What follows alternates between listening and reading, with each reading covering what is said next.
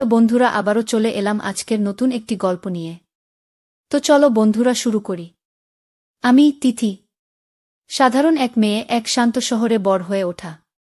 আমার দিদি তৃষা বিয়ে করে চলে গেছে কলকাতায়, আর তার স্বামী, আমার দুলাভাই অব্র, ছোটবেলা থেকেই আমাদের পরিবারের খুব কাছের।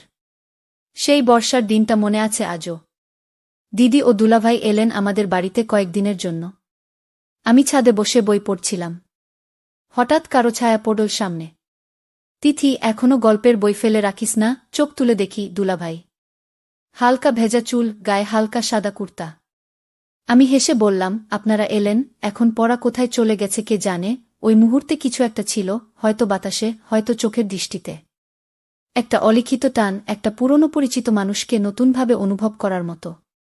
দুলাভাই সবসময় দিদির যত্ন করে, খেয়াল রাখে, মজা করে। কিন্তু মাঝে মাঝে যখন ওর চোখ আমার চোখের দিকে থাকে, আমি অদ্ভুত এক অনুভব পাই। আমি জানি এটা ভুল।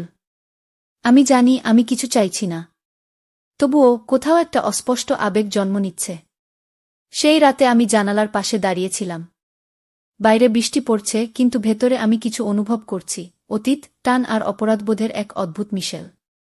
আমি জানি না এটা ঠিক কিনা। আমি শুধু জানি এই কদিনে কিছু বদলে যাবে। হয়তো আমার ভেতরেই। দুলাভাই যখন থাকে তখন বাড়িতে যেন একটা আলাদা ছন্দ তৈরি হয়। মা বাবা খুশি, দিদি ব্যস্ত, আর আমি যেন একটু বেশি সচেতন। ওর চোখে চোখ পড়লেই আমি চোখ নামিয়ে নিই, কিন্তু মন বলে, দেখতে থাক। সন্ধ্যায় সবাই ছাদে গিয়ে বসেছিল। আমি সবার জন্য চা নিয়ে গেলাম। ট্রে ধরে দাঁড়িয়ে আছি, ও চা নিতে নিতে আমার আঙুল ছুঁয়ে গেল। সামান্য, একটুখানি। কিন্তু আমার হৃদস্পন্দন যেন আচমকাই বেড়ে গেল। ওর চোখে কোনো অতিরিক্ত কিছু ছিল না, ছিল না কোনো অস্বাভাবিকতা। কিন্তু আমি যেন ভেতর থেকে কাঁপতে লাগলাম। পরের দিন সকালে দিদি বাজারে গেল। বাড়িতে শুধু আমি আর দুলাভাই। ও ডাইনিং টেবিলের একপাশে বসে কিছু অফিসের কাজ করছিল। আমি চুপচাপ ওর পাশে গিয়ে বসে একটা ম্যাগাজিন উল্টাচ্ছিলাম। হঠাৎ বলল, তুই অনেক বড় হয়ে গেছিস রে তিথি। এখন তো কলেজ পড়ছিস। ভাবিনি এত পরিণত হয়ে গেছিস। আমি কিছু বললাম না। শুধু জিজ্ঞেস করলাম, আপনি কি আগের মতোই থাকবেন সবসময়? ওর চোখে কিছু মুহূর্তের জন্য অদ্ভুত এক নীরবতা খেলে গেল। সবসময় আগের মতো থাকা যায় না তিথি। সময় বদলে দেয়া অনেক কিছু। তারপর আর কোনো কথা হয়নি। কিন্তু আমার ভেতরে সেই কথাগুলো যেন ঢেউয়ের মতো প্রতিধ্বনি তুলছিল। বাড়ির সবার কাছে ওর পরিচয় দুলাভাই, কিন্তু আমার মনে আবার যেন নতুন পরিচয় নিচ্ছে। চেনা মানুষ, অথচ অচেনা অনুভব। দিদি তখনও বাজার থেকে ফেরেনি। দুপুরের রোদ জানালার ফাঁক গলে আমাদের ডাইনিং রুমে ছড়িয়ে পড়ছিল। দুলাভাই একমনে ল্যাপটপে কাজ করছিল। আমি চুপচাপ জলখাবার এনে ওর সামনে রাখলাম। ও একবার তাকাল। তুই এত যত্ন করিস কেন? আমি হেসে বললাম, কারণ আপনি আমাদের অতিথি। দিদির খুব যত্নের মানুষ, তাই গিয়েও আর কিছু বলল না। শুধু একরাশ চুপ থাকা। কিন্তু সেই চুপটাতেই যেন অনেক কথা ছিল। হঠাৎ ঘরের ঘড়ি বাজল, দুপুর 1টা। ও উঠে দাঁড়িয়ে জানালার পাশে গেল, বাইরের দিকে তাকিয়ে বলল, তিথি, তোকে একটা কথা বলি? মাঝে মাঝে তোর চোখে আমি একটা প্রশ্ন দেখি। কিন্তু উত্তর চাইবি না, প্লিজ গো। আমি হতভম্ব। উত্তর চাইব না মানে? আমার চোখে কি সত্যিই কিছু লেখা থাকে? আমি উঠে গেলাম, ধীরে ওর পাশে গিয়ে দাঁড়ালাম। এক ফাঁকে জিজ্ঞেস করলাম, আপনি কি আগের মতো থাকতে চান? ও আমার দিকে ফিরে তাকাল। নইলে দিদির সাথে থাকতেও এত স্বচ্ছন্দ বোধ করতাম না। তুই থাকলে সবকিছুই একটু বেশি জটিল হয়ে যায়। আমার ঠোঁটে হাসি এল, আবার চোখে জল জমে উঠল। আমরা দুজনেই জানতাম এই সম্পর্কের নাম নেই।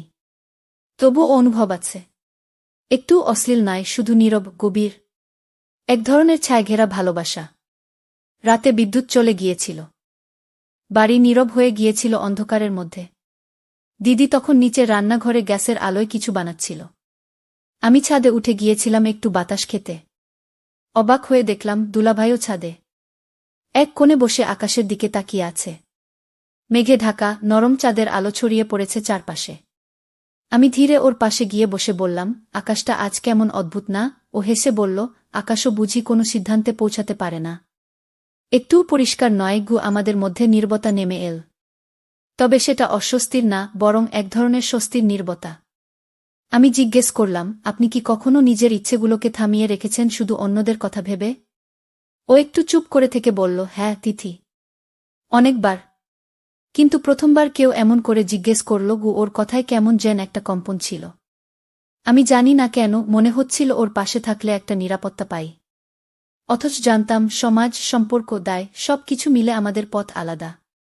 কিন্তু সেই রাতটা, চাঁদের আলো, বাতাস আর নীরব অনুভব সব মিলিয়ে এক অস্পষ্ট জাদুর মতো। ও আস্তে করে বলল, তুই যদি আমার জীবনের আগে আসতিস। আমি থামালাম না, জিজ্ঞেসও করলাম না। শুধু মনে মনে বললাম, তাহলে কি হতো সেটা জানার সাহস আমার নেই। সেদিন শনিবার। বাড়িতে কেউ ছিল না। দিদি বোনের বাসায় গিয়েছে, মা বাবা গেছেন আত্মীয়ের বাড়ি। আমি ভেবেছিলাম সারাদিন হয়তো একা থাকব। কিন্তু দুপুরে হঠাৎ দুলাভাই এসে বললেন, আজ তোমার জন্য একটু সময় আছে আমার। আমি অবাক হয়েছিলাম, কারণ সাধারণত ও খুব ব্যস্ত থাকে। কাজ, ফোন, দিদির খেয়াল রাখা সব কিছুর মাঝে ওর নিজের জন্য সময় থাকে না। আমরা বসে পড়লাম বসার ঘরে। জানলা দিয়ে দুপুরের আলো ঢুকছিল, বাতাসে একরকম অলস গন্ধ। আমি বললাম, আজ সবাই নেই, কেমন অদ্ভুত না? দুলাভাই হাসলেন, অদ্ভুত আবার আরামদায়কও। সবসময় তো কেউ না কেউ থাকে। আজ যেন বাড়িটাই চুপ করে আমাদের কথা শুনছে। ওর কথাটা শুনে হঠাৎ বুকের মধ্যে কেমন যেন শব্দ করল। আমি চুপ করেছিলাম। আমরা একসাথে চা করলাম।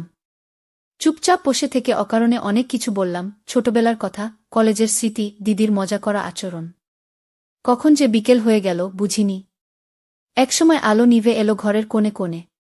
আমি বললাম, আপনি কি কখনো এমন সময় চেয়েছেন যখন কিছু ভাবতে না হয়? ওর চোখে তখন হালকা ক্লান্তি আর একরকম অভিমান। চেয়েছি, হয়তো এখনো চাই। আমাদের মাঝে কোনো স্পর্শ ছিল না, কোনো বেপরোয়া শব্দ না, তবে চারপাশের নীরবতা যেন আমাদের হৃদয়ের স্পর্শ হয়ে দাঁড়িয়েছিল। কখনো কখনো ভালোবাসা খুব শান্ত হয়, খুব নিঃশব্দ। শুধু উপস্থিতিতেই সম্পর্ক বোঝা যায়। পরদিন সকালে আমি খুব তাড়াতাড়ি উঠেছিলাম। আগের দিনের কথা মনে পড়ছিল। কিছু একটা যেন বদলেছে, কিন্তু বোঝা যাচ্ছিল না কি। দুলাভাই তখনও ঘুমিয়ে। আমি কিচেনে নাস্তা বানাচ্ছিলাম। কফির কাপের পাশে একটা চিরকুট রেখে এসেছিলাম, আজ সকালের কফিটা একটু মিষ্টি করে দিও, কাল বিকেলের মতো। ও চুপচাপ পড়ে হেসে নিয়েছিল, আমার জানা ছিল। দুপুরে আমরা আবার মুখোমুখি। কেউ কিছু বলে না। মাঝে মাঝে চোখে চোখ পড়ে যায়, কিন্তু কেউ ভাঙতে চায় না সেই নীরবতা।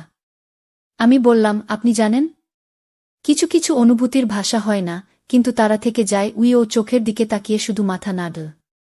হ্যাঁ জানি। সেই মুহূর্তে মনে হচ্ছিল যেন আমরা একটা অলিখিত চুক্তিতে পৌঁছে গেছি। কিছু বলা হবে না, কিছু করাও না, কিন্তু অনুভবটা থেকে যাবে, শান্ত, স্বচ্ছ আর একান্ত। দিন গড়িয়ে সন্ধ্যা। আমি বারান্দায় দাঁড়িয়েছিলাম, হালকা হাওয়া মুখে লাগছিল। হঠাৎ পিছনে পায়ের শব্দ। ও এসে দাঁড়াল পাশে। এই মুহূর্তটা যদি থেমে থাকত। আমি চমকে তাকালাম।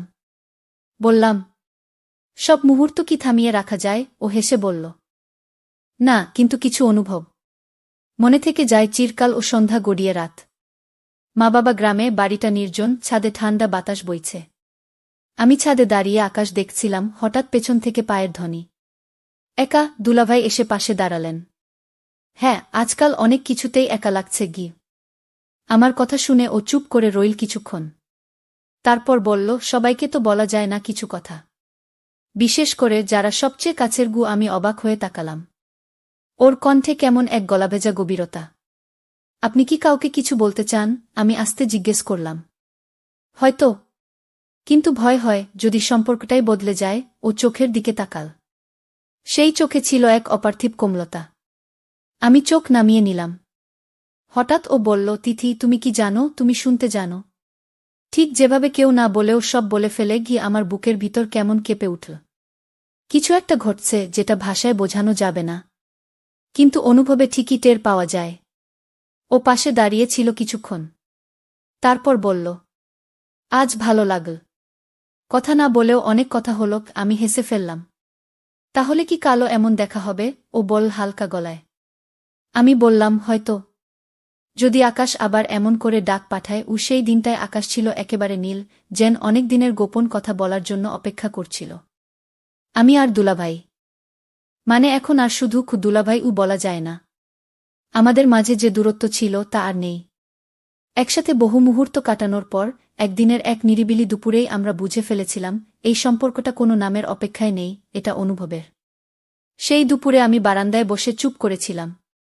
হাওয়ায় ওরা চুল সরাতে গিয়ে হঠাৎ ওর আঙুল আমার কপালে ছুঁয়ে যায়। তোমাকে দেখলেই এখন শান্তি পাই, ও বল হালকা গলায়। আমি কিছু বলিনি, শুধু চুপচাপ ওর দিকে তাকিয়েছিলাম। ওর চোখে যে গভীরতা, তাতে আর কোনো প্রশ্নের দরকার পড়ে না।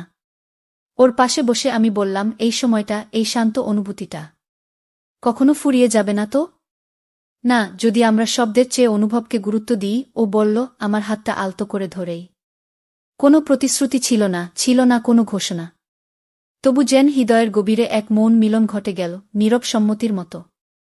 আমাদের ভালোবাসা কোনো চিঠিতে বন্দী নয়, কোনো 1 ঘণ্টার নাটকে গাথা নয়, এটা দিনে দিনে গড়ে ওঠা, চোখে চোখে বলা, হাওয়ায় ছুঁয়ে যাওয়া এক অদৃশ্য বন্ধন। তো বন্ধুরা, ভিডিওটি ভালো লাগলে কমেন্টে জানাবেন। এই রকম ভালোবাসার গল্প শুনতে চাইলে চ্যানেলটা সাবস্ক্রাইব করুন এবং পাশে থাকুন আর আপনার বেল আইকনটা বাজিয়ে রাখুন, যাতে নতুন ভিডিও আপলোড করা মাত্র আপনারা দেখতে পারেন।